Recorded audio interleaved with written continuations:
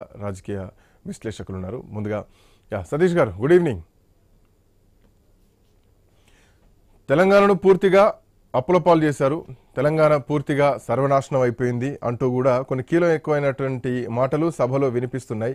ఈరోజు ఇంత దివాలా తీయడానికి కారణమే ఆ రోజు 10 ఏళ్ల కాలం పాటు మీరున్నటువంటి అధికారం, దాంట్లో భాగంగానే ఈరోజు తెలంగాణ వెనకబడిపోయింది అన్నట్టు సభలో బడ్జెట్ సమావేశాల్లో భాగంగా జరుగుతున్నటువంటి చర్చలు వస్తున్నటువంటి మాటలు ఏం చెప్తారు? ఇప్పటికే దీనిపైన హరీష్ రావు తీవ్రంగా మాట్లాడడం జరిగింది, వాస్తవాలపైన పార్టీ నుంచి కూడా కొంత క్లారిటీ ఇవ్వడం జరిగింది. ఇప్పుడు మీరేం చెప్తారు?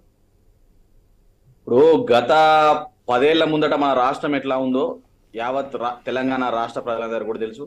10 ఏళ్ల కిందట మనకు ఎప్పుడు కరెంట్ వచ్చేది, ఎప్పుడు పోయేది అనేది, అంటే కరెంట్ ఉంటే అదొక పెద్ద న్యూస్. అంటే అలాంటి పరిస్థితి నుంచి ఈ రోజు మరి కేసీఆర్ గారి ప్రభుత్వంలో 24 గంటల కరెంటు కానీ, ఇటు ఎప్పుడు కూడా నిరంతరం నీటి వసతులు కల్పించే దిశ కానీ, వ్యవసాయ రంగం కానీ, పారిశ్రామిక రంగం కానీ, ఐటీ ఎగుమతుల్లో కానీ, అన్ని రంగాల వారికి, ఇటు చేనేత కుటుంబాలకు కానీ, ఇటు అన్ని వర్ణాల వారికి, అన్ని వర్గాల వారికి కూడా అన్ని విధాలుగా సహాయ సహకారాలు అందించి ఈరోజు ప్రభుత్వం రాష్ట్ర ప్రజల మెప్పు పొందిన గొప్ప నాయకుడు కేసీఆర్ గారు.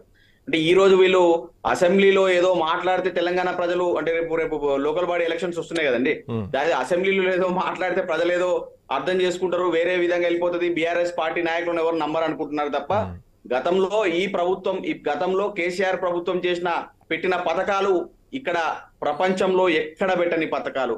మీరు ఇప్పుడు ఆలోచించండి, వీళ్ళు కాంగ్రెస్ నాయకులు 6 గ్యారెంటీలను పెట్టి వాళ్ళు ప్రజల్ని భ్రమలో పెట్టి ఈ రోజు గెలిచారు.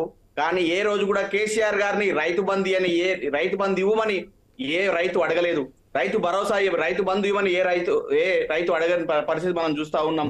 అదే ఇక్కడ చెరువులు నింపమని కూడా ఏ రైతు అడగలేదండి. ఊర్లలో ఎవరు అడగలేదు. చెరువులు నింపితే భూగర్భ జలాలు పెరుగుతాయి.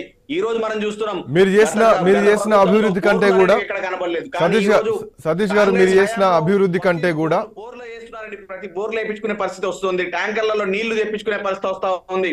అంటే ప్రతిదీ కూడా మోసం చేసిన రోజులు. మీకు ఒకే ఎగ్జాంపుల్ చెప్తున్నాండి. గత 10 సంవత్సరాల ముందు టీడీపీ హయాంలో రేవంత్ రెడ్డి గారు ఉన్నప్పుడు వాళ్ళ యొక్క తండ్రి గారు అకాల మరణం చెందితే, రేవంత్ రెడ్డి గారు తండ్రి చనిపోతే కూడా అయ్యో మోటార్ గార్డ్కి వెళ్ళి ఇంత మనం చనిపోయిన తర్వాత అక్కడికి వెళ్ళి మనం స్నానం చేసి వచ్చే పరిస్థితి మనం చూస్తూ ఉంటాం ఊర్లలో. అలాంటి స్నానం చేసే పరిస్థితుల్లో కూడా నీళ్లు రాకపోతే, కరెంటు లేకపోతే, అయ్యా అంటే వాళ్ళకున్న రేవంత్ రెడ్డి గారు కూడా పలుకుబడితో కరెంట్ వేయించుకుంటే కరెంటు ఉన్నా కూడా నీళ్లు రాని సందర్భంలో నీళ్లు చల్లుకొని ఇంటికి వచ్చినామని చెప్పిన నాయకుడు కాంగ్రెస్ హయాంలోని రేవంత్ రెడ్డి గారు అన్నారు. ఈ రోజు పార్టీ మారంగానే, ఈ రోజు కాంగ్రెస్ ప్రభుత్వంలో ముఖ్యమంత్రి ఉండగానే ఈ రోజు ఎలా మాట్లాడతారండి? 10 ఏళ్లుగా నీళ్లు కట్టు నిండు టెండర్లో కూడా కాలువలు పారిన రోజు మనం చూస్తా ఉన్నాం. కాలువలు అంటే ఇప్పుడు దేనికంటే చెర్లు నింపడం వల్ల నీటి భూగర్భ జలాలు పెరిగినాయి. చేపల పంపిణీ, చేపల పెంపకం, ఎంత అద్భుతంగా చేపలు పెంచుకున్నారు. మత్స్య కార్మికులు వాళ్ళ యొక్క పరిశ్రమలు నడిచినాయి. సతీష్ గారు వినిపిస్తుంది.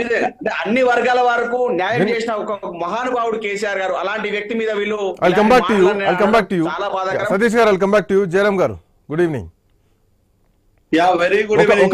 ఒకవైపు బడ్జెట్ పైన వాస్తవాలేంటి, అవాస్తవాలేంటి, అప్పులేంటి, ఆస్తులేంటి అన్నటువంటి అంశాల పైన హరీష్ రావు చాలా సుదీర్ఘంగా కొన్ని లెక్కలు ఈరోజు అసెంబ్లీ సాక్షిగా ప్రజల ముందు పెట్టడం జరిగింది. గతంలో బీఆర్ఎస్ పార్టీ ప్రభుత్వం ఉన్నప్పుడు ఎన్ని లక్షల కోట్లు అప్పు చేసింది, అంతే ఇటు శ్వేతపత్రం కూడా మనం చూసినాం. వీళ్ళ అధికారంలోకి రాగానే ఒక శ్వేతపత్రాన్ని కూడా విడుదల చేయడం జరిగింది.